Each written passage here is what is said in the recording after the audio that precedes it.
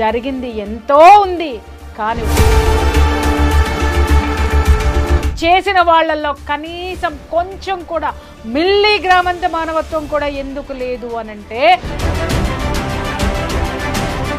ఇంత ఘోరంగా ఇంత హేయంగా జరగడానికి గల కారణం ఏదైనా కానీ ఒక పర్సనల్ రివెంజ్ అనేది ఉంటేనే కదా. పర్సనల్ రివెంజ్ ఎవడుకుంది? ఎవడైతే అసలు ఎంత పెద్ద డ్రామా జరుగుతుందంటే, ద గ్రేట్ మమతా బెనర్జీ గారు కోల్కతా ఖాళీ అని పిలిపించుకున్నావు, కానీ నిస్సిగ్గుగా ఆవిడ చర్యలు ఉన్నాయంటే ఒక ఆడదయ్యుండి. Hi guys, welcome to I dream. నా పేరు చాణక్య. ప్రజెంట్ దేశంలో అట్టుడుగుతున్న టాపిక్ ఏదైనా ఉందంటే అది కలకత్తాలో జరిగిన ఒక దుర్ఘటన. అదేంటో కాదు, ఆర్జేకర్ మెడికల్ కాలేజ్లో ఒక మెడికో తనని కూడా అత్యాచారం చేసి హత్య చేసిన దుర్ఘటనతో ఇప్పుడైతే ప్రజెంట్ చాలా హీట్ ఆఫ్ ద మూమెంట్ ఉంది. మరి వీటి గురించి మరి ప్రియా చౌదరి గారు కూడా ఏమంటారో ఆవిడని అడిగి తెలుసుకుందాం. నమస్తే మ్యామ్. నమస్తే. Welcome to I dream media. Thank you. And issue గురించి ఎక్కువగా మాట్లాడకూడదు అని అనుకుంటున్న ప్రతి ఒక్కసారి కలకత్తా ఇన్సిడెంట్ గురించి అయితే దీని గురించి మాట్లాడాలి, ప్రజలకు మాత్రం ఖచ్చితంగా తెలిసి తీరాలనే ఉద్దేశంతోనే మిమ్మల్ని కూడా తీసుకొని వచ్చి ఇక్కడ కూర్చోబెట్టి ఈ ఇన్సిడెంట్ గురించి మాట్లాడించాలనుకుంటున్నాం మేడం. అసలు ఈ ఇన్సిడెంట్ విన్న తర్వాత అండ్ మీకు ఏమనిపించింది, దీని మీద మీ వ్యూస్ ఏంటో కూడా తెలియాలనుకుంటున్నాం. ఏమనిపించింది అనేది మీరు అడిగారు, చూసారా? ఎవరికైనా కానీ ఏమనిపిస్తుంది, ఒక దారుణము, ఒక ఘోరము చూసిన తర్వాత కడుపు రగులుతుంది. ఎవరి మీద కోపం రావాలి, ఎవరిని కోపం తెచ్చుకోవాలి? అసలు ఆ అమ్మాయికి జరిగిన ఇన్సిడెంట్ ఏంటి, అసలు ఏం జరిగింది? మీడియా మొత్తం కూడా నిజంగా ఇవాళ చాలా బాధ్యతాయుతమైనటువంటి ఆ యొక్క పనిని చేస్తుంది. ఎక్కడ ఏ మూల ఏ రోజుకు ఆ రోజు అప్డేట్ ఇస్తూ కోల్కతాలో ఉన్నటువంటి సిచ్యువేషన్స్ ఏంటి అని నేను అడుగుతున్నాను. ఈ ఇన్సిడెంట్ జరగడం భారతదేశంలో ఇదే మొదటిసారి కాదు. ఇలాంటి ఘోరాలు, ఘోరాతి ఘోరమైనవి ఇదే విధంగా ప్రతిసారి జరుగుతున్నాయి. కాకపోతే ఎక్కడో ఒక సంఘటనని మనం తీసుకొని దాని గురించి మాత్రమే మాట్లాడుతున్నాం. నిత్యం ఎన్ని ఘోరాలు జరుగుతున్నాయి, ఆడపిల్లల మీద అత్యాచారాలు జరుగుతున్నాయి అనేది ఎవరు చూశారు, ఎవరు మాట్లాడుతున్నారు? ఒకరోజే జరుగుతున్నాయా? సంచలనం వచ్చినప్పుడు మాత్రమే మనం వెళ్తున్నామా? సంచలనాల వైపు మాత్రమే మనం నడుస్తున్నామా? అందుకే నేను చాలా రోజుల నుంచి ఈ విషయం మీద నేను మాట్లాడలేదు. బికాజ్ ఎందుకంటే ఒక సంఘటన జరగడం లేదు, ప్రతి గంటకి జరుగుతుంది భారతదేశంలో యువతుల మీద అత్యాచారం అనేది. ఈరోజు వయోభేదం లేదు, వావి వరుసలు లేవు. ఇంత నీచమైనటువంటి ఘోరమైనటువంటి అకృత్యాలు ఎందుకు జరుగుతున్నాయి అనేది ఏ హౌస్ వైఫ్ అయినా ఆలోచించిందా? ఏ ఒక్క గవర్నమెంట్ ఎంప్లాయీ అయినా ఆలోచించాడా? ఎక్కడ రిక్షా తొక్కుకునేటటువంటి కార్మికుడు ఆలోచించాడా? కర్షకుడు ఆలోచించాడా? శ్రామికుడు ఆలోచించాడా? ఎవరు ఆలోచించారు? ఆలోచించటం లేదు. మిస్టర్, ఆలోచిస్తే ఈ అత్యాచారాలు జరగవు. మీరు అనొచ్చు, ఆలోచించినంత మాత్రాన అత్యాచారాలు ఎలా ఆగిపోతాయండి అని. ఒక్కసారి సంఘటనలోకి వెళ్ళండి. ఇవాళ అంత ఘోరమని ఎందుకు మాట్లాడుతున్నాం? ఆమె మీద జరిగినటువంటిది ఒకరా, ఇద్దరా, 10 మందా? అయ్యో ఇంకేం జరిగింది?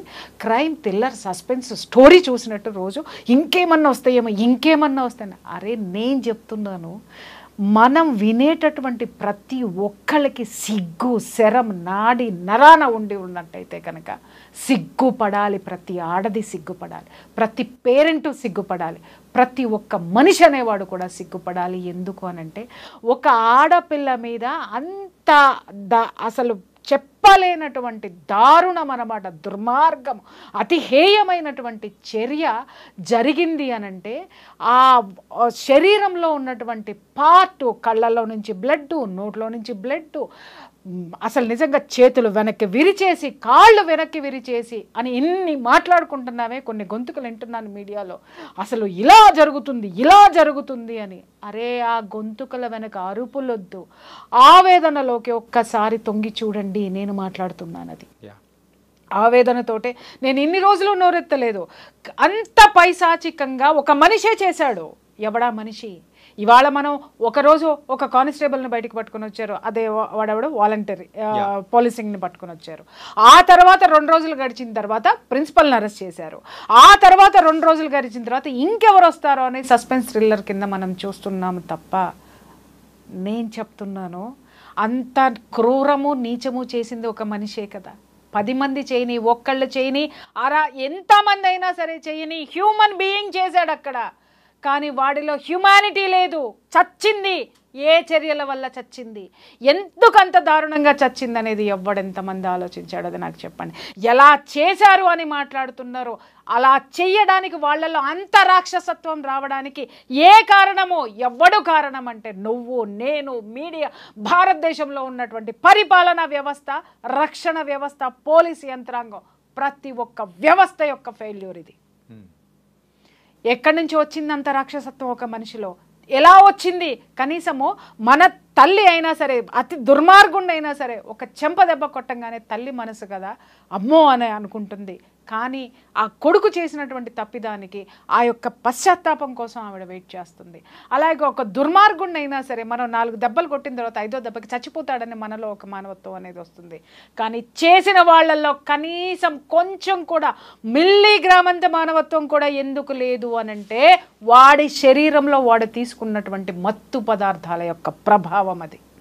మీకు తెలుస్తుందా? స్కూల్స్ దగ్గర నుంచి నిన్న మొన్న చూసాం సెలబ్రిటీస్ ఈవెంట్స్ వరకు కూడా డ్రగ్స్ డ్రగ్స్ డ్రగ్స్ ఎలా చూస్తున్నాము. భూతం కాదు, ఇంకా ఏదైనా ఒక పేరు పెట్టండి, డిక్షనరీలో వెతికి వెతికి పెట్టండి. భూతం అంటే భూతానికి కనీసం వైద్యం ఉంది, కానీ దీనికి వైద్యం ఎక్కడ లేదు. దీని కూకటి వేళ్లతో సహా పెకిలించే ధైర్యం కానీ, పెకిలించే సామర్థ్యం మన యొక్క పాలనా యంత్రాంగానికి లేదా? దీనిని పారద్రోలేటటువంటి ఆ యొక్క వ్యతిరేకత కానీ, ఉద్యమం కానీ, ఆ బలమైనటువంటి ఆకాంక్ష కానీ జనంలో లేదా? ప్రతి ఒక్కడు పిరికివాడిలాగా ఎందుకు బతుకుతున్నాడు?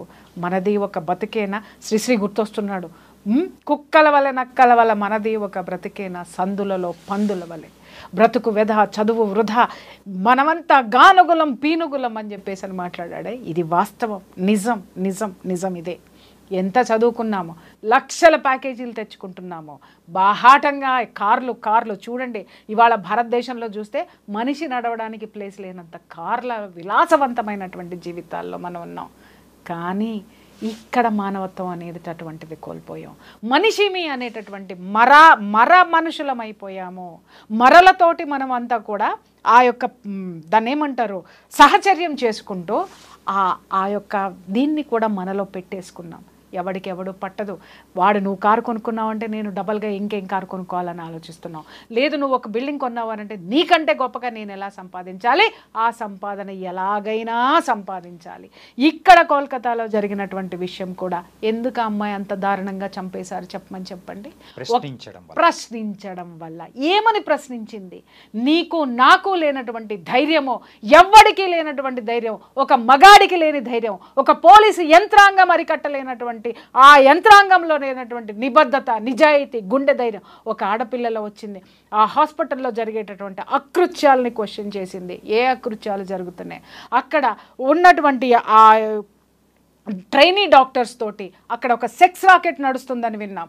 మాదక ద్రవ్యాలు, మత్తు పదార్థాలు భయంకరంగా అక్కడ బిజినెస్ జరుగుతుందని విన్నాం. ఆ బిజినెస్ని ఆ అమ్మాయి ఎప్పటికప్పుడు కూడా అక్కడ జరిగేటటువంటి వాటిని క్వశ్చన్ చేసింది. ఎందుకు క్వశ్చన్ చేసింది మాస్టర్?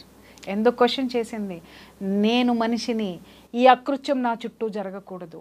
నేను ఒక వైద్యం చేసేటటువంటి వైద్యురాలిని, సమాజంలో ఇలాంటివి జరగకూడదు అని సామాజిక బాధ్యత. అమ్మాయిలో ఉన్నదేంటి? సామాజిక బాధ్యత. నిజంగా చెప్తున్నాను, ఆ వైద్యురాలు కాబట్టి ఆమె ఆలోచించింది ఇది మానసిక రుగ్మతలు ఇవన్నీ కూడాను. శారీరక రుగ్మతలు, మానసిక రుగ్మతలు రెండూ కలిస్తే ఇవాళ అమ్మాయికి జరిగినటువంటి చర్య ప్రతి ఇంట్లోనూ, ప్రతి ఒక్క ఒంట్లోకి వచ్చి చేరుతుందని అమ్మాయి ఆందోళన చెందింది కాబట్టి ప్రతిదానికి ఖండించింది, ప్రతిదాన్ని ప్రశ్నించింది. ఇక్కడ నేను ఒక్క విషయం నేను అడుగుతున్నాను. ప్రశ్నించినంత మాత్రాన ఆ అమ్మాయిని అంత భయంకరంగా చంపేశారు. చంపేశారు, ఇది వాస్తవం. ప్రశ్నించకూడదు అని మనం ఈ రోజు నుంచి నోళ్ళు మూసేసుకుంటాం. మన పిల్లలందరికీ తల్లులు చెప్పేస్తారు, ఒరే ఏం జరిగినా నోరు మూసుకొని కూర్చో, అమ్మా నీకేం జరిగినా నువ్వు పట్టించుకో మాకు, నువ్వు కళ్ళు మూసుకొని చూస్తావు అని అంటున్నావు. తల్లి, ప్రతి తల్లి నేను చెప్తున్నా, నువ్వు పంపించేటటువంటి నీ బిడ్డని చదువుకి పంపించేటటువంటి ఇన్స్టిట్యూషన్స్ అన్నీ ఆల్మోస్ట్ ఇలాగే ఉన్నాయి.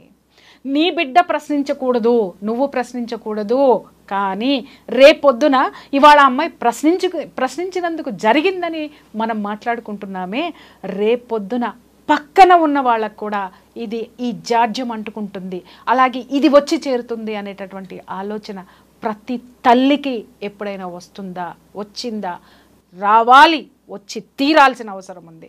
ప్రతి ఒక్క తండ్రి పెద్ద కాలేజీలు ఎక్కడున్నాయి, పెద్దవి ఎక్కడున్నాయి, ఎక్కడ అదేంటి ఎంత పెద్ద డొనేషన్లు కట్టేసేసి కాలేజెస్లో జాయిన్ చేస్తున్నారు, స్కూల్స్లో జాయిన్ చేస్తున్నారు. ఎన్నో ఎపిసోడ్స్లో నేను మెత్తుకున్న స్కూల్ పిల్లల బ్యాగుల్లో మత్తు పదార్థాలు ఉంటున్నాయి, డ్రగ్స్ ఉంటున్నాయి, ఈ సిగరెట్స్ ఉంటున్నాయి, దాన్ని ఏమంటారు వీడు ఉంటుంది. ఇవన్నీ దయచేసి మీరు చెక్ చేయండి. ఇవాళ చిన్న పిల్లల బ్యాగుల్లో వస్తుంది.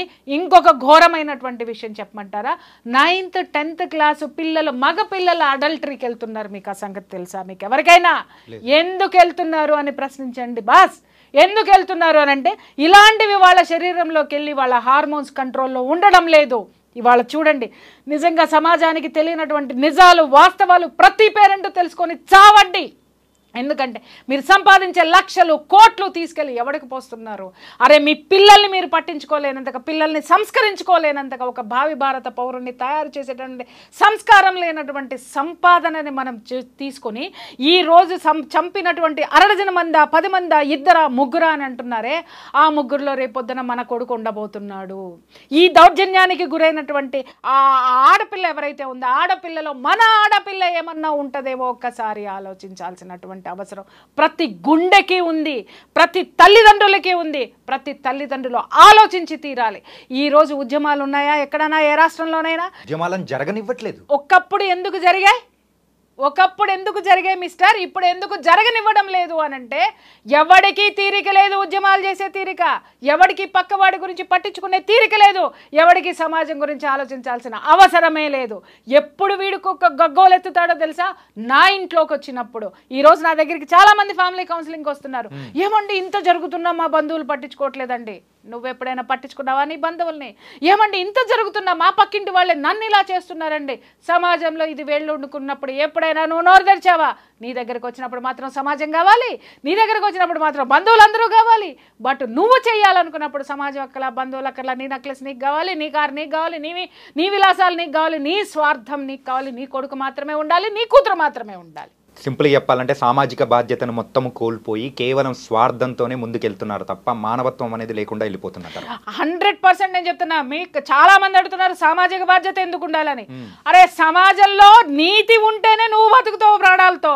ఆ నీతిని నువ్వు ఏది పెంపొందిస్తావో, నువ్వు ఏది సమాజానికి ఇస్తున్నావో అది రేపొద్దున వచ్చి నీ ఇంట్లో కూర్చుంటుంది. నువ్వు దౌర్జన్యాన్ని ప్రోత్సహించావు, నాకెందుకులే అని మూసుకొని పిరికి బందలాగా లోపల కూర్చున్నావా? ఆ యొక్క దౌర్జన్యం పెరిగి పెరిగి పక్కింటి వాడికి దగ్గరకు వచ్చింది, ఊళ్ళోకి వచ్చింది, పక్క రోడ్లోకి వచ్చింది, పక్కింట్లోకి వచ్చింది, నీ ఇంట్లోకి వస్తుంది. నెక్స్ట్ నువ్వే టార్గెట్.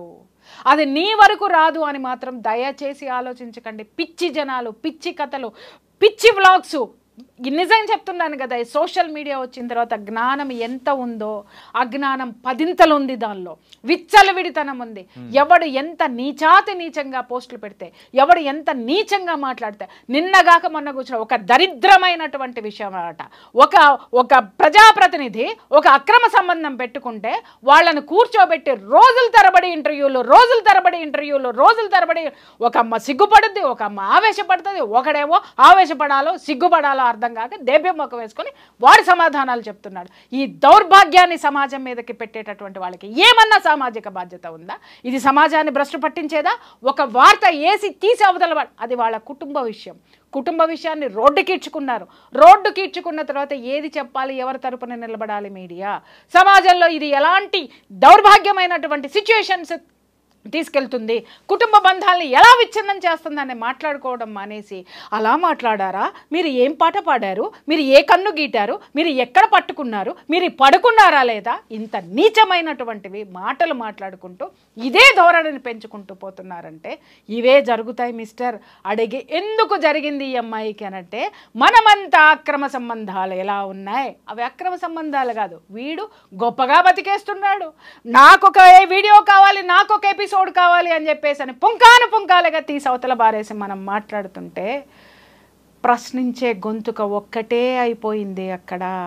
ఈ గొంతుకలన్నీ దేని చుట్టూ తిరుగుతున్నాయి, నా వ్యూస్ ఎలా వస్తాయి, అక్రమ సంబంధాల మీద వస్తాయి, పోర్న కంటెంట్ మీద వస్తాయి, లేకపోతే ఇంకేదన్నా దాష్టికాలు చేస్తే వస్తాయి, ఇంకేంటి బెట్టింగ్ యాప్లు చేస్తే నాకు డబ్బు వస్తాయి, ఇలాంటి అరాచకాలు పెంపొందిస్తుంటే బెట్టింగ్ యాప్లు ప్రమోట్ చేసే వాళ్ళని కూడా స్టూడియోల్లో కూర్చోబెట్టి హీరోలుగా చూపించినంత కాలం, ఈ దౌర్భాగ్యం నడిచినంత కాలం ఆ బెట్టింగ్లో వచ్చేటటువంటి మనీ ఎక్కడికి వెళ్తుంది బాస్, ఎవరి చేతుల్లోకి వెళ్తుంది, ఎవరు నడుపుతున్నారు దాన్ని నిలబెట్టుకోవడానికి అక్కడ ఎన్ని దౌర్జన్యాలు ఉన్నాయి, దాన్ని కంట్రోల్ చేయట్లేదు ప్రభుత్వం. ఎందుకు కంట్రోల్ చేయట్లేదు ఇవన్నీ కూడా? ఒకదానికొకటి ప్రపంచం మొత్తం డబ్బు వెనక పడుతుంది, ఎవ్వరూ కూడా ఆ అమ్మాయి వెనక లేరు, చట్టం లేదు, కేవలం న్యాయస్థానం మాత్రమే ఉంది. అక్కడ కూడా నిజంగా చెప్తున్నాను, ఆ జస్టిస్కి నిజంగా చేతులెత్తి మొక్కాలి. ఆ ధర్మాసనంలో ఆ వాళ్ళు సుమోటోగా కేసు తీసుకొని ముందుకు నడిపించడం వల్ల హైకోర్టు జడ్జి నిజంగా 10 కాలాల పాటు ఇంకా ఆయన ఎన్నిటినో ఈ యొక్క సామాజిక రుగ్మతల్ని రూపుమాపడానికి ఇంకా ఇలాంటి వాళ్ళు ముందుకు రావాలి. ఆ ఒక్క దీని వల్లనే ఆ సంఘటన బయటకు వచ్చింది కాబట్టి ఇవాళ మన గొంతుకలు మాట్లాడుతున్నాయి. లేదు అనంటే ఎవ్వడికి పట్టనటువంటి విషయము. చాలామంది చూస్తున్నాను నేను, ఇది చాలా ఘోరం, వాడికి ఎలాంటి శిక్ష పడుతుంది, ఏమవుతుంది, వాడు బయటికి రాడు, వాడు అలా చేస్తాడు. ఎందుకు అనంటే ఇక్కడ అమ్మాయికి అన్యాయం జరిగిందని మాత్రమే స్లోగన్ ఉంది కాబట్టి వాడికి శిక్ష పడుతుంది. ఎన్ని సంవత్సరాలు శిక్ష పడుతుంది, వాడికి బెయిలే రాకూడదు అని మాట్లాడుతున్నారు. అయ్యల్లారా అమ్మల్లారా, ఎంతమంది ఇలాంటి కేసులు వస్తే బెయిల్ ఇవ్వడానికి ముందుకొస్తున్నారు మీరు? నేను అడిగాను అనుకోండి, అది మా ప్రొఫెషన్ అంటారు, కాదని అనట్లా. నీ సామాజిక బాధ్యత ఏది? ఈరోజు మీరు ఇలాంటి వాళ్ళకి బెయిల్ ఇప్పించి రోడ్ల మీద వదిలేయబట్టి కాదా ఈరోజు ఒక ఆడపిల్ల అతి క్రూరంగా, అతి నీచంగా, అతి హేయంగా బలైపోయింది ఈ సమాజంలో? మీకు బాధ్యత లేదా? న్యాయాన్ని కాపాడాల్సిన బాధ్యత లేదా? దుర్మార్గాన్ని అడ్డుకోవాల్సినటువంటి బాధ్యత లేదా? ఈ యొక్క చట్టంలో ఉన్నటువంటి ఈ వెసులుబాటులు, ఈ లొసుగుల వల్లనే కదా ఈరోజు జరిగింది. ఎంతో ఉంది, కానీ ఒక్కడో ఇద్దరో మాత్రమే ఎందుకు బయటకు వచ్చారు? చట్టం కల్పించినటువంటి ఈ యొక్క వెసులుబాటు కాదా వాడు తప్పించుకోవడానికి? లొసుగులు కాదా వాడు తప్పించుకోవడానికి? ఆ లొసుగుల్ని సమాజానికి 1కి 10 సార్లు చెప్పేటటువంటి సోకాల్డ్ వాళ్ళు కాదా? చెప్పండి. కాపాడాల్సినటువంటి వాళ్ళు ఎటువైపు వాదన మనకి ఉండాలి? నేను ఇక్కడ ఎవరిని కించపరచడం లేదండి, మనోవేదనతోటి చెప్తున్నాను. ఏది డ్రగ్ ప్లడ్లర్స్ ఉన్నారు, వాళ్ళకి బెయిల్స్ ఇవ్వడంలో నంబర్ 1. ఆయన అడిగాను నేను, ఎందుకండి మీరు ఇలా వీళ్ళకి ఎందుకు ఇలా చేస్తున్నారు? ఇది మళ్ళీ సమాజంలోకి వీళ్ళని తీసుకురావడం వల్ల వాడు ఊరుకోడు, మళ్ళీ ఇదే బిజినెస్ చేస్తాడు. సమాజానికి చేటు కాదా? సమాజానికి మీరు చేస్తున్నటువంటి ఒక మైనస్ కాదా అని చెప్పేసి అని నేను అడిగితే ఎంత చక్కటి సమాధానం చెప్పారో. నవ్వాలో ఏడవాలో నాకు అర్థం కాలేదు. ఏంటి అని అంటే, మనం ఇవ్వకపోతే ఇంకొకళ్ళు ఇస్తారండి. ఏం సమాధానం చెప్పాలి చెప్పండి? సామాజిక బాధ్యత, న్యాయం వైపు ఉంచండి. ప్రతి ఒక్కడి వైపు న్యాయం ఉండాలి, కానీ మీకంటూ న్యాయం ఉండద్దా? మనస్సాక్షి ఉండద్దా? ప్రొఫెషన్ అని పట్టుకుపోతుంటే ఇవాళ డ్రగ్ అమ్మేటోడు కూడా ఒక పెద్ద ప్రొఫెషనలిస్ట్. ఆ వాడిని ఎందుకు మీరు తప్పు పడుతున్నారు? వాడికి శిక్ష పడుతుందని ఎందుకు చెప్తున్నారు? మరి వాడిని బయటికి తీసుకొచ్చే వాళ్ళు ఎవరు? వాళ్ళని కాపాడే రాజకీయ పార్టీలు, రాజకీయ నాయకులు. ఇవాళ మొత్తం అంతా కూడా కోల్కతాలో ఏం జరుగుతుంది? అసలు ఎంత పెద్ద డ్రామా జరుగుతుందంటే ద గ్రేట్ మమతా బెనర్జీ గారు, ఆవిడే హోంమంత్రి, ఆవిడే చీఫ్ మినిస్టర్, హోంమంత్రి, వైద్య శాఖ మంత్రి, ఆవిడ అదంటే ఒక సామెత ఉంది, ఉల్టా చోర్ కొత్వాల్కో డాటే అని. దొంగ పోలీసుని దొంగ అని చెప్పేసి అని వెనకబడి కొట్టినాడంట. ఆ విధంగా ఏమైపోయిందంటే ఈవిడ ముఖ్యమంత్రి సీట్లో కూర్చుంటేనో లేకపోతే హోమ్ మినిస్టర్ సీట్లో కూర్చుంటానో ఆరోగ్య శాఖ మంత్రి సీట్లో కూర్చుంటేనో ఎక్కడ ఈ విషయం మీద చర్యలు తీసుకోవాల్సి వస్తుందో పొరపాటున న్యాయం చేయాల్సి వస్తుందో అనేది ఆ కుర్చీ గబక్కన దిగేసి రోడ్డు మీద పడిపోయి ఆవిడ ఉద్యమాలు చేస్తుంది. నాకు అర్థం కాక అడుగుతాను, మిస్టర్ దీదీ కోల్కతా ఖాళీ అని పిలిపించుకున్నావు, కానీ కాగితపు ఖాళీ.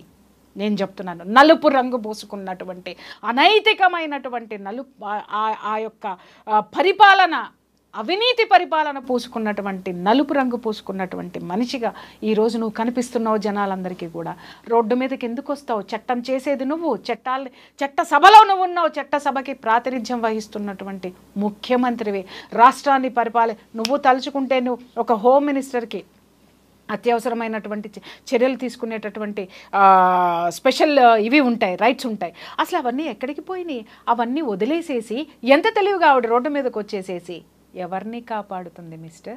అండ్ ఇంకొక విషయం కూడా చెప్పాలి, ఎవరిని కాపాడుతుంది? ఇక్కడ నేరస్తుల్ని కాపాడడానికి సాక్షాత్తు ముఖ్యమంత్రి రోడ్డు మీదకి వచ్చి న్యాయం జరగాలి. అరే నువ్వే తల్లి న్యాయం చేయాల్సింది.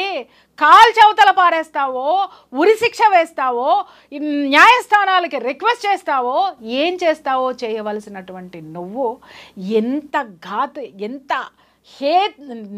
నిస్సిగ్గుగా ఆవిడ చర్యలు ఉన్నాయంటే, ఒక ఆడదయ్యి ఉండి నిజంగా సిగ్గుపడుతున్నాను నేనైతే మాత్రం. ఆవిడకి నిజంగా బంధం విలువ తెలియదా? లేకపోతే ఆవిడ తల్లి మాతృత్వం యొక్క విలువ ఆవిడకి తెలియదా? ఆవిడ అసలు ఒక ఆడదేనా అని నేను అడుగుతున్నాను. ఎందుకంటే ఎంతటి ఆడదానిలోనైనా ఒక మాతృత్వం అనేది ఉంటుంది. ఆ మాతృత్వపు ఛాయల్ని కూడా చంపుకొని తిరుగుతున్నటువంటి ఇలాంటి కోహనా మేధావులన్నీ పిలువబడేటటువంటి వీళ్ళని, పరిపాలకుల్ని మనం ఏమందామయ్యా? అండ్ ఇంకొకటి ఏంటంటే, సో మీరు ఇందాక రాజకీయ యాంగిల్ వరకు మీరు మాట్లాడారు కాబట్టి ఒకటి అడుగుతున్నా మేడం. ఇప్పుడు ఎప్పుడైతే ఇష్యూ అనేది కూడా సో కోల్కతా వరకు ఆ పోలీసుల వరకు ఉన్న చర్యలు ఆ టైంలలో కూడా ఇంత హైప్ అనేది రాలేదు. ఎప్పుడైతే న్యాయస్థానం అనేది కూడా సిబిఐ వాళ్ళకి ఇచ్చిందో దానిలో కొత్త వెలుగులు అనేది కూడా వస్తున్నాయి. అప్పుడు మీరు అన్నట్టు దీది అనేది కూడా వచ్చి ప్రొటెస్ట్ చేయడం అనేది కూడా మొదలుపెట్టింది. ఇలాంటి ప్రొటెస్ట్ నీట్గా శాంతియుతంగా జరుగుతున్న టైంలో ఆర్జే కర్ మరి ఆ హాస్పిటల్ ముందు చేస్తున్న ఆ జూనియర్ డాక్టర్లు కానీ సపోర్ట్ చేస్తున్న వాళ్ళ మీద సమ్ పర్సన్స్ ఎవరెవరో వచ్చి రిటర్న్లో దాడి చేయడం ఏంటి మేడం ఇది? నేను ఇక్కడ ఇందాకే చెప్పా, ఎవరు హోమ్ మినిస్టర్ ఎవరు, ముఖ్యమంత్రి ఎవరు, హోమ్ మినిస్టర్ ఎవరు, ఆరోగ్య శాఖ మంత్రి ఎవరు? ఇక్కడ ఈ కేసుకి సంబంధించినటువంటి 3 కీలకమైనటువంటి శాఖలు ఆవిడ దగ్గరే ఉన్నాయి. అకృత్యాలు జరుగుతున్నది మొత్తం ఈ డ్రగ్స్ అమ్ముతున్నటువంటిది, ట్రాఫికింగ్ జరుగుతున్నటువంటిది, శాంతి భద్రతలకు సంబంధించినటువంటి అనైతికమైనటువంటి చర్యలు, ఇక్కడ శాంతి భద్రతల లోపం ఎక్కడ జరుగుతుంది? ఒక ఆసుపత్రిలో జరుగుతుంది. ఈ రెండిటిని మీద చర్యలు తీసుకోవాల్సిన పొజిషన్ ఎవరిది? ముఖ్యమంత్రిది. ఈ 3 ఆవిడే కాబట్టి ఆవిడ ఏం చేస్తుంది? అక్కడ ఉన్నటువంటి ఏవైతే ఇవి ఉన్నాయో, సాక్ష్యాధారాలు ఏవైతే ఉన్నాయో వాటిని నాశనం చేయడం. ఆవిడ రాష్ట్రాన్ని నాశనం పట్టించిందండి. సాక్ష్యాలని నాశనం చేయడం ఆవిడకు ఒక లెక్క. భ్రష్టు పట్టించి అవతల పారేసింది. రేపొద్దున దేశానికి పట్టిన అతి దరిద్రమైనటువంటి లీడర్ ఎవరైనా ఉన్నారు అని అంటే ఈవిడొక్కటేనేమో. ఒక ఆడదానిగా నేను ఇన్ని మాట్లాడడం నిజంగా చెప్తున్నాను, సిగ్గుపడుతున్నాను. నేను ఒకటే మాట్లాడుతాను, అనొచ్చు ఆడదానివై ఉండి ఇట్లా మాట్లాడతామని. కేవలం నేను ఒకసారి నైటీల గురించి మాట్లాడినందుకు అబ్బో ఆడవాళ్ళందరూ నా మీద విపరీతంగా దాడి చేసేశారు. మరి నేను ఆడదాన్ని కాదా? నేనేం మాట్లాడాను? అందంగా ఉండండి అమ్మా, ఇలా ఎందుకుంటున్నారని మాట్లాడినందుకు మీకు కోపం వచ్చిందే. మరి ఒక ఆడపిల్లని కాళ్ళు విరిచి, కళ్ళు పీకి, ఈ విధంగా ఎముకలు విరగొట్టి, నుజ్జు చేసి ఇంత నీచమైనటువంటి చర్యకి పాల్పడడానికి, అక్కడ అకృత్యాలు అన్నీ జరగడానికి, అంత ఘోరమైన చర్య జరగడానికి నీళ్లు పోసి మొక్కని ఒక వటవృక్షంలో పెంచినది కూడా ఒక ఆడదే. ఆడదాన్ని వీళ్ళందరూ ఏం చేస్తున్నారని నేను అడుగుతున్నాను first. And post mortem report కూడా ఒకసారి చూస్తే నియర్లీ 14 దెబ్బలు, అంటే 14 రకాలమైన దెబ్బలు అనేది కూడా అమ్మాయి ఒంటి మీద కూడా ఉన్నాయి. ఇంత ఘోరంగా, ఇంత హేయంగా జరగడానికి గల కారణం ఏదైనా కానీ ఒక పర్సనల్ రివెంజ్ అనేది ఉంటేనే కదా. అదే నేను ఇందాక నుంచి మాట్లాడింది అదే కదయ్యా. పర్సనల్ రివెంజ్ ఎవరికి ఉంది? అక్కడ డ్రగ్స్ అమ్మేటోడుకుంది. పర్సనల్ రివెంజ్ ఎవడుకుంది? అక్కడ ఆ సెక్స్ రాకెట్ నడిపేటటువంటి వాడికి ఉంది. పర్సనల్ రివెంజ్ ఎవడికుంది? ఎవడైతే ప్రశంసబడుతున్నాడో వాడికి ఉంది. ఆ చుట్టూ ఉన్నటువంటి వాడు నడిపేటటువంటి వ్యవస్థలో ఉన్నటువంటి ప్రతి ఒక్కళ్ళకి కూడా గ్రడ్జ్ ఉంది. కాబట్టి వీళ్ళందరూ కలిసి పన్నినటువంటి పన్నాగంలో ఆవిడ బలి అయిపోయింది. ఆ అమ్మాయి బలి అయిపోయింది. ఈరోజు ఆ అమ్మాయి మనందరి కోసం పోరాడి చనిపోయింది.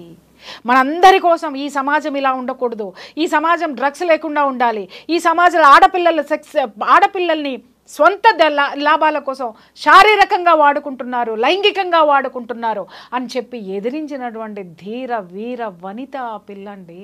మ్యామ్, న్యాయం జరుగుతుంది ఖచ్చితంగా. ఇంత పెద్ద అటెన్షన్ అనేది వచ్చింది. ప్రతి ఒక్కరు కూడా దీనికి న్యాయం జరగాలని వీ వాంట్ జస్టిస్ అంటూ ఉన్నారు. ఇదంతా బాగానే ఉంది. యాజ్ ఎ ఫ్యామిలీ కౌన్సిలర్గా సో మనం కూడా కొన్ని ఇలాంటి సమయంలో వింటూ ఉంటాం. సో కూతుర్ని పెంచడమే కాదు, కొడుకును కూడా పెంచడం అనేది కూడా మీరు నేర్పించాలి అని చెప్పేసి అంటూ ఉన్నారు. ఇలా కొడుకును పెంచేటప్పుడు సో తర్వాత తరానికి తల్లిదండ్రులు ఎలాంటి జాగ్రత్తలు చెప్పి పెంచితే బాగుంటుందని మీరు అంటారు? మీరు చెప్పండి. దిక్కుమాలినటువంటి కళ్ళు మూసుకుపోయినటువంటి ప్రేమలు తీసి పక్కన పెట్టండి. ఫస్ట్ తల్లిదండ్రులకి నేను చెప్తున్నాను, ఏమన్నా చావండి, నన్ను తిట్టుకున్న నాకు ఫరక్ పడదు.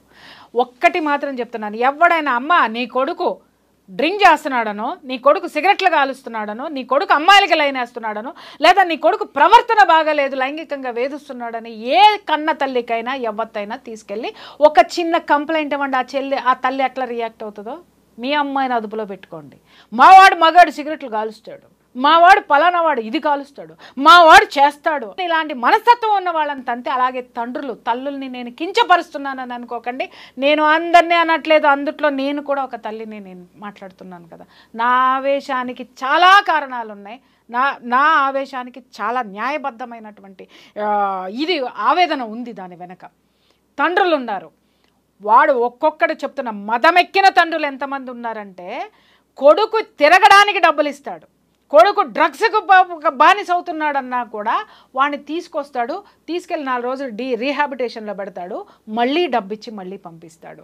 కొడుకు ఎక్కడ జాయిన్ చేస్తున్నాడు కొడుకుని, ఎక్కడైతే డ్రగ్స్ అమ్మబడునో, ఎక్కడైతే కండోమ్స్ బ్యాగుల్లో వేసుకుని తిరిగేటటువంటి స్కూల్స్లో విచ్చలవిడితనమైనటువంటి లైంగికపరమైనటువంటి ఆ యొక్క అలవాట్లు ఏవైతే ఉంటాయో, ఆ విశృంఖలత్వం ఎక్కడైతే ఉంటుందో ఆ స్కూల్లోనే చదవబడును, అక్కడే జాయిన్ చేస్తారు. ఈ మధ్యకాలంలో కూడా మనం ఒక 2 సంవత్సరాల పిల్ల మీద 2 నెలల తరబడి ఒక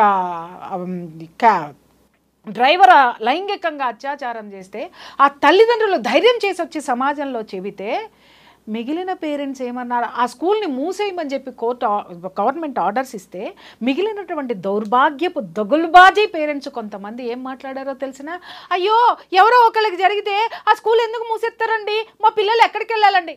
ముండమోపుల్లారా, ఇలాంటి అకృత్యము జరుపుతున్నది ఎవరు? ఆ ప్రిన్సిపల్ మాత్రమే కాదు, ఇలాంటి ప్రిన్సిపల్స్ క్యారెక్టర్స్ తెలిసినా కూడా ఆ విద్యా వ్యవస్థని వ్యాపార పరంగా నడిపేటటువంటి ఆ యొక్క యాజమాన్యాలు సైతం కూడా దీనికి కారణమే. ఆ విద్యాలయాల్లో వేళ్ళూనుకుపోయినటువంటి ఈ యొక్క సంస్కృతిని దూరంగా మీ పిల్లల్ని పెంచడం చేతకాని దద్దమ్మల్లారా, ఇలాంటి దద్దమ్మల వల్లనే ఇలాంటి మగపిల్లలు పుడుతున్నారు, ఇలాంటి అకృత్యాలకు పాల్పడుతున్నారు, ఇలాంటి చెడు అలవాట్లకి బానిసలవుతున్నా కూడా నోరు తెరవలేని చేతగాని దద్దమ్మలైనటువంటి పేరెంట్స్ ఉన్నాం ఇక్కడ. అందుకోసమే ఇక్కడ ఈ ప్రపంచంలో ఈ సమాజంలో మనం ఇవాళ ఎదుర్కొంటున్నాం. కుటుంబాన్ని వదిలేసాం, మనమంతా సమాజాన్ని వదిలేసాం, బంధువులను వదిలేసాం, డబ్బు డబ్బు డబ్బు అని పట్టుకుని తిరిగే నిమిషం కూడా మనశ్శాంతి లేకుండా బ్రతికే అతి గొప్ప జీవితాలు, ఈ దరిద్రమైన జీవితాలు ఎవరయ్యా ఉన్నాయంటే ఈరోజు మన జీవితాలే ఉన్నాయనడంలో ఎలాంటి సందేహం లేదు. అంటే మీరు ఇంత కలకత్తా కాలిలాగా మాట్లాడడానికి సో ఇంత ఎమోషనల్గా కనెక్ట్ అయిపోయారని కూడా నాకు అనిపిస్తుంది ఈ ఇన్సిడెంట్ మీద. నేను కలకత్తా కాలినైతే ఈ ఇన్సిడెంట్లు ఇలా జరగవయ్యా, నిజం చెప్తున్నాను కదా. ఆవిడ ఇంకా కదలటం లేదండి అని నా ఆవేదన లోపల నుంచి రోజు అదే అనుకుంటూ ఉంటాను అనమాట. ఏ కాళికాదేవి, ఏ అమ్మవారు ఆ త్రిశూలం పట్టుకుని అట్టాకే కూర్చుంటుందా, అది పట్టుకొని బయటికి రాదా, ఆడపిల్లలు జరుగుతుంటే పొడిచేయదా అని అనిపిస్తుంది. ఒక్కొక్కసారి అనిపిస్తుంది అదే నేను తీసుకుని పోయి పొడిచేద్దామని కూడా అనిపిస్తుంది. కానీ పొడిచిన తర్వాత నా మీద ఎపిసోడ్లు చేస్తారు. అంటే పొడిపించుకున్నాడు ఎంత దుర్మార్గుడో చెయ్యరు. ఎంత హత్య చేసినటువంటి ప్రియా చౌదరి ఏదో అంటారు చూసావా, అప్పుడు విక్టిమ్ నేనైతా. ఈ సమాజం మారాలి అని అంటే నేనొక్కదాన్నే త్రిశూలం పట్టుకుంటే సరిపోదు నాయనా. నేనొక్కదాన్నే కలకత్తా కాళి అని అనిపించుకోవడం కాదు. కలకత్తా కాళి ప్రతి తల్లిలోనూ ఉంది, ప్రతి తండ్రిలోనూ ఉన్నాడు, ప్రతి బాబాయిలోనూ ఉన్నాడు, ప్రతి తాతలోనూ ఉన్నాడు, ప్రతి అమ్మమ్మలోనూ ఉంది. ఆ కాళికా స్వరూపాన్ని బయటికి తీయండి. కాళికాదేవి ఎందుకు ఉద్భవించిందయ్యా? ఒక దుర్మార్గుడి రక్తపు బొట్టు కింద కూడా పడనివ్వనని పుట్టింది ఆవిడ. కానీ అదే కాళికాదేవి ఉన్న చోట ఆ పిల్ల రక్తపు అడుగులో పడి ఉంది అనంటే ఆ స్థితిని గతిని అనుభవిస్తున్నటువంటి మనము ఎంత చేతగాని వాళ్ళమయ్యా. మనం కాళికాదేవి ఉద్భవించింది అనంటే ఆవిడ నేర్పింది, అరే ఇలా ఉండండి రా సమాజంలో అని. ఎందుకు చదువుకోవాలి, ఎందుకు మొక్కుతున్నావు పొద్దున్నే వెళ్ళిన తర్వాత ఆమెకి? ప్రతి దేవతకి ఎందుకు మొక్కుతున్నావు, ప్రతి దేవుడికి ఎందుకు దేవుడా నా కొడుకు వాళ్ళ డ్రగ్స్ తాగొచ్చి డ్రగ్స్ తీసుకొని వచ్చినా నన్ను కొట్టకుండా చూడని మొక్కుకుంటున్నామా? దేవుడా మా అమ్మాయి బయటికి వెళ్ళింది, ఏ బాయ్ ఫ్రెండ్ని తీసుకురాకుండా ఉండండి మొక్కుకుంటున్నామా? దేవుడా నా మొగుడు బయటికి వెళ్ళాడు, దేన్ని తెస్తాడో దాంతో కాకుండా నాతోటి ఉండమని మొక్కుకుంటున్నామా? లేదా దేవుడా నేను మాత్రమే బాగుండాలి, నా కుటుంబం బాగుండాలి, నా కొడుకు ఏం చేసినా, నా కూతురు ఎంత విచ్చలవిడితనంగా తిరిగినా, నేను ఏ దౌర్భాగ్యాలు చేసినా నన్ను ఎవడు పట్టుకోవద్దు, నా కుటుంబం జోలికి ఎవడు రావద్దు, నేను మాత్రమే రాజులాగా ఉండాలని వీడు కోరుకుంటున్నాడా? ఎలాంటి కోరికలతోటి మనం అడుగుతున్నాము. అందుకే దేవతకు కూడా విరక్తి పుట్టిందయ్యా. ఎవడి మీదకి వదిలేసిందంటే ఇవాళ సమాజంలో ఉన్న మన మీదకి వదిలేసింది బాధ్యత కలకత్తా కాళి. ఆ కలకత్తా జనమే తేల్చుకుంటారు. ఇప్పటికీ కూడా నేను ఎప్పుడో ఒక మాట మాట్లాడుతూ ఉంటాను, ప్రకృతి అనేది మాత్రం ఏ రోజుకైనా విశ్వానికి ఛాలెంజ్లు విసరకు బ్రదర్. తిరిగి అది ఛాలెంజ్ విసిరితే తట్టుకోలేవు. కొన్ని వందల సార్లు చెప్పినా నేను ఈ మాట. ఈరోజు ద గ్రేట్ దిక్కుమాలిన కాగితపు దీది, కాలారంగు దీది అనుభవిస్తుంది విశ్వం విసిరిన సవాల్ని. ఏ యాంగిల్ నుంచి ఎటు వచ్చినా కానీ సో దానికి వెనకల ఏ అంటే ఎవరుంటారు ఏంటి అనేది కూడా మీరు చాలా నీట్గా కూడా ఎక్స్ప్లెయిన్ చేసి చెప్పారు. So thank you so much Priya Chowdary గారు. Thank you. సో గైస్, ప్రతి ఒక్కరు కూడా మరి ఈ ఇన్సిడెంట్ గురించి తలుచుకున్నారంటే ఖచ్చితంగా